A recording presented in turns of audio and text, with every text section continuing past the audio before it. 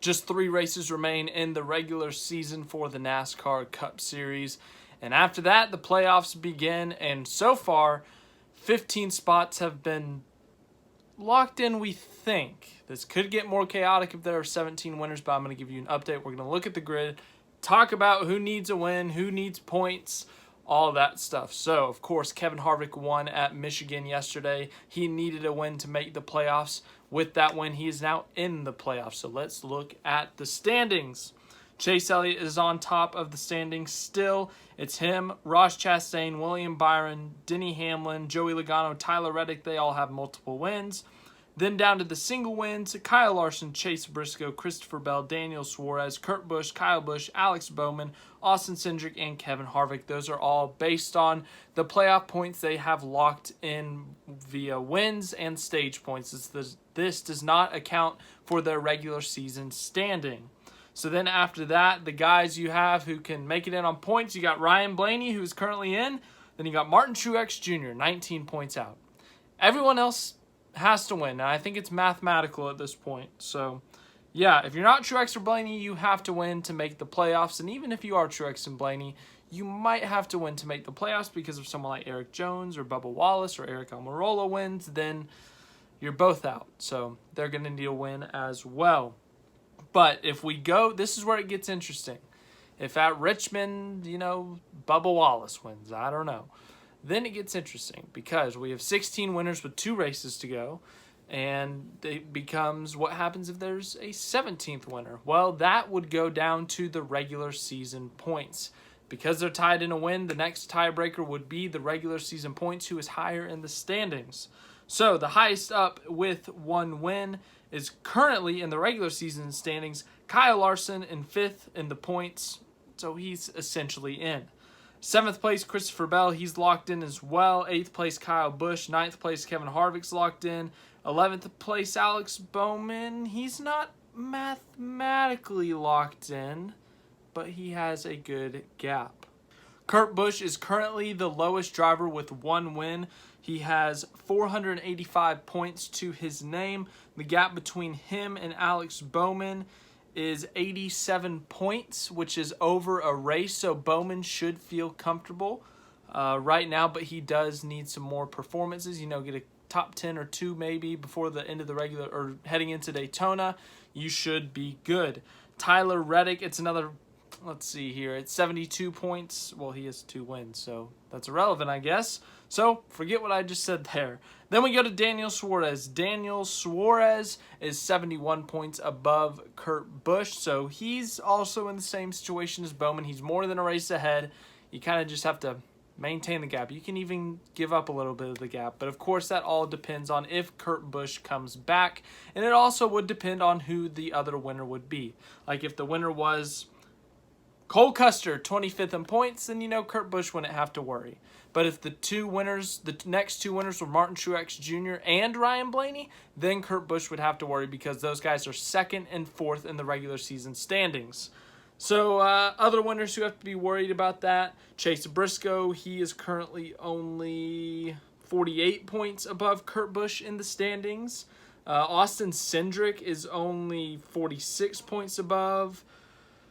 Yeah, so Kurt Busch, there's a big gap to Kurt Busch for everyone else with wins, and that is obviously because Kurt Busch has missed the last 3 races. He was in a tight fight with Briscoe, Cindric, at the time Reddick, Suarez, but then Reddick got a 2nd win, so he was completely out of that. But he was really close with those guys in points, but with Kurt missing 3 straight races, Cindric, Briscoe, Suarez have all pulled away from Kurt Busch in the point standings, so if they can get a 2nd win, then they won't have to worry about this potential 17 winners and having to worry about points. We have yet to see 16 winners in the Cup Series playoff format. We have yet to see 17. So will we get 17? It's very possible when you have a road course and a super speedway as the last 2 races of the regular season. It's very possible. Do I see it happening? The only way I would see it happening is if it was Truex and Blaney, if we're being honest. They're 2nd and 4th in the points for a reason. They've been consistent all season long. Top 10, top 5, multiple times, leading laps. It's just they haven't been able to get it done in terms of winning. And if they don't make the playoffs, it's going to be a shame, which may be the case for at least one of them. But if both of them miss the playoffs, if the guy who's been second in points for 26 out of the first 26 races of the year misses the playoffs and a chance to win the championship, that is an absolute shame. Same thing goes for fourth in the standings. So, yeah, it would be very tragic if both of them missed the playoffs, but it's looking like that's how it may be. At least one of them will miss, but you never know. Looking down the list, I mean, everyone has to win if you're not Truex and Blaney in terms of points. If Denny Hamlin wins Richmond again, if Chase Elliott wins Watkins Glen, and Daniel Suarez wins Daytona, then those are all repeat winners. And then it's down to Blaney and Truex for that final spot in the points, and they're the only ones who can make it in on the points. So looking down the list, Erik Jones has to win. Almirola, Bubba Wallace, Austin Dillon, Justin Haley, Chris Buescher, Ricky Stenhouse Jr., Cole Custer, Michael McDowell, Harrison Burton, Brad Keselowski, Todd Gilliland, and Ty Dillon all have to win. Corey LaJoie would have to win and get into the top 30 in points. Same goes for Cody Ware, but I think Cody Ware may be mathematically out of the top 30. So, yeah, basically, if you're not Truex and Blaney, you have to win. And if you're Truex and Blaney, you're hoping for repeat winners, and you're hoping that you can beat the other guy or win yourself. So that's your playoff update. It's pretty chaotic. Kevin Harvick's win really kind of set things chaotic, more chaotic than they already were. I mean, to have 15 different winners in the first 23 races so far this season is pretty insane. Only one winner with more than 2 wins, and only, a handful with more than 1 win is pretty insane. We've seen a lot of winners, a lot of deserving winners this year, so it's really fun to see the parity in NASCAR, but it is pretty crazy, and it's going to be pretty chaotic these last 3 races to see if Blaney and Truex make the playoffs. But yeah, it's looking like they're going to need a win.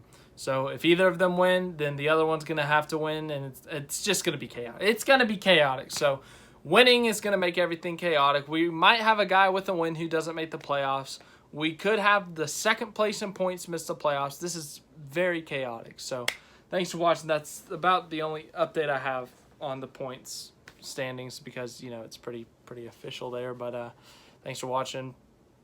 Have a great rest of your day.